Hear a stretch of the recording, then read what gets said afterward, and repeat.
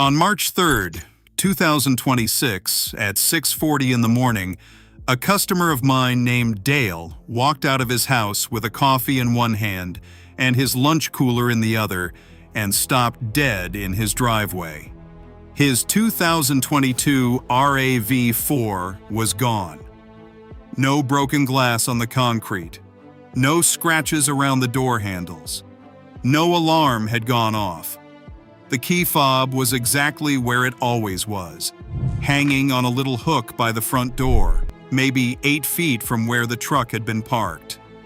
When the police showed up, the first thing the officer asked him was whether anyone else had a key. Nobody did. And when Dale called me later that morning, still half in shock, he asked me the question I've been hearing more and more over the last few years. "Tom, how do you steal a locked Toyota without the key?" Here's the answer, and it's going to bother you. They did use his key. They used it while it was hanging on that hook inside his locked house. And today I'm going to show you exactly how they did it, why Toyotas have become a favorite target for this kind of theft, and the $5 fix that shuts the whole thing down. I'm also going to show you a second fix that costs absolutely nothing, because Toyota quietly built a defense into your fob that almost nobody knows exists. By the end of this video, you'll understand your key fob better than most of the people selling you security systems, and your Toyota will be a dramatically harder target than the one parked next door. I've been turning wrenches for over 2 decades, and for most of that time, car theft was a physical crime. Slim Jims, broken windows, punched ignitions, screwdrivers jammed where screwdrivers don't belong. You could see it. You could hear it. Your neighbor's dog barked at it.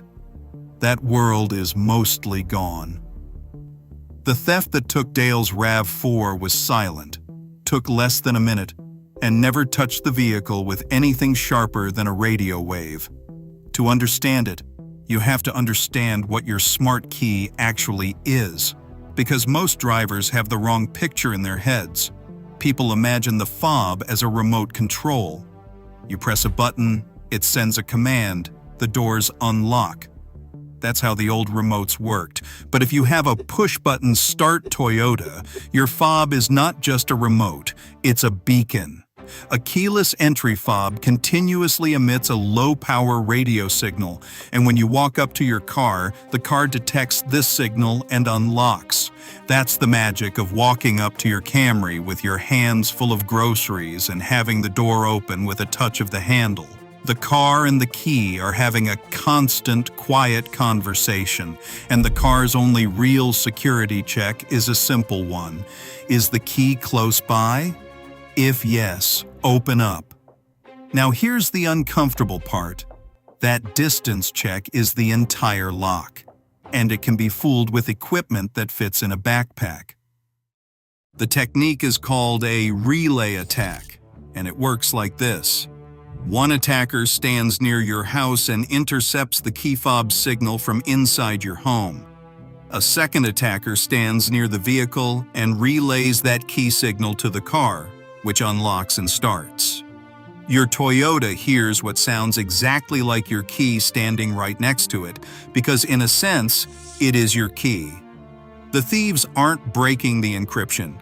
They're not hacking the immobilizer. They're just building a radio bridge between your kitchen and your driveway, and letting your own key do all the work.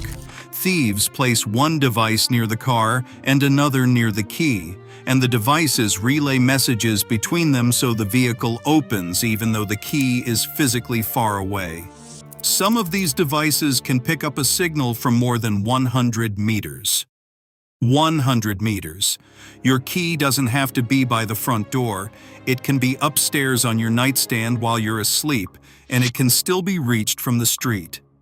And the speed of it is what really gets people. Most of these thefts take just 10 to 60 seconds, and the security system never notices because nothing gets damaged and nothing triggers a traditional alarm. Once the engine is running, the car doesn't shut off just because the key signal disappears. That's a deliberate design decision, by the way, so your Toyota doesn't die on the highway if your fob battery quits. The thieves drive it straight to a shipping container or a chop shop, and by the time you're pouring your coffee, your truck is 3 towns away. Now, a quick honest note, because you'll hear people call this cloning your key, and I use that word in the title because it's the word everyone searches for. Strictly speaking, a relay attack doesn't copy your key. It borrows it in real time. True cloning, where a thief creates a working duplicate, is a different and harder attack. But from where you're standing in your empty driveway, the distinction doesn't matter much.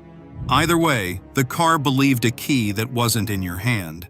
So let's talk about why Toyota owners specifically need to pay attention. It's not that Toyota's system is worse than anyone else's. This vulnerability is baked into keyless entry across the industry. Vehicles from BMW, Mercedes, Audi, Volkswagen, Toyota, Ford, and most other major manufacturers produced in the last 15 years are affected, and a 2023 ADAC study found the vast majority of keyless vehicles tested were still susceptible to relay attacks, including newer models. The problem for us is different. Toyotas get stolen because Toyotas are worth stealing. The same reliability that made you buy a RAV4 or a Tacoma makes it gold on the export market. Police warnings in multiple countries have specifically named the Toyota Hilux and Lexus among the vehicles being targeted by relay thieves, and here in North America, RAV4s, Highlanders, Tacomas, and Tundras sit near the top of theft lists year after year. Thieves are practical people. They steal what sells, and what sells is what doesn't break. Congratulations, you bought the right truck, and that's exactly your problem. Here's the second uncomfortable truth, the one about the industry. Walk into a dealership after a theft scare and ask what you can do, and you'll hear about aftermarket alarms, GPS trackers, subscription services, sometimes $1,000 or more of electronics and installation labor. Some of that stuff has real value, and I'll come back to layered security in a minute, but notice what usually doesn't come up first: the $5 item that neutralizes the single most common attack method. There's no invoice in a pouch. There's no labor line, no subscription, no financing. A fix that costs less than your car wash doesn't fit a business built around selling you hardware. That's not a conspiracy, it's just incentives, the same way a free ECU reset never makes it onto an estimate. The person with the strongest incentive to protect your Toyota cheaply is you. So here it is. The fix is a Faraday pouch. A small bag, usually the size of a sunglasses case, lined with layers of metallic mesh that block electromagnetic signals, effectively making your key fob invisible. The physics is the same trick Michael Faraday demonstrated almost 200 years ago. Surround something with conductive material and radio waves can't get in or out. Think of it like dropping your key to the bottom of a lake. The car can't hear it. The thief's relay box can't hear it. When your fob is inside, it can't broadcast, and there's nothing for an attacker to relay. The bridge they want to build has no far shore.